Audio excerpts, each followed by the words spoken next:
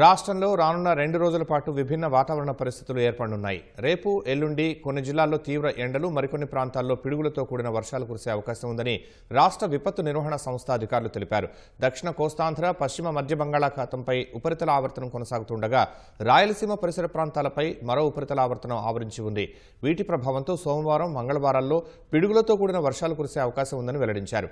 శ్రీకాకుళం, విజయనగరం, మన్యం, అల్లూరి, పోలవరం, అనకాపల్లి, కాకినాడ, కోనసీమ, తూర్పుగోదావరి, పశ్చిమ గోదావరి జిల్లాల్లోని కొన్ని ప్రాంతాల్లో తేలికపాటి నుంచి మోస్తరు వర్షాలు, ఏలూరు, కృష్ణా, ఎన్టీఆర్, గుంటూరు, బాపట్ల, పల్నాడు, మార్కాపురం జిల్లాల్లో తేలికపాటి వర్షాలు కురిసే అవకాశం ఉందన్నారు.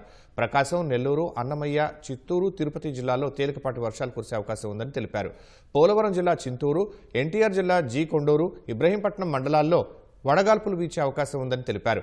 ఇవాళ వీరఘట్టం, నెల్లూరు జిల్లా నెల్లూరు పాలెంలో అత్యధికంగా 42.4 డిగ్రీల ఉష్ణోగ్రతలు నమోదైనట్లు విపత్తు నిర్వహణ సంస్థ అధికారులు తెలిపారు.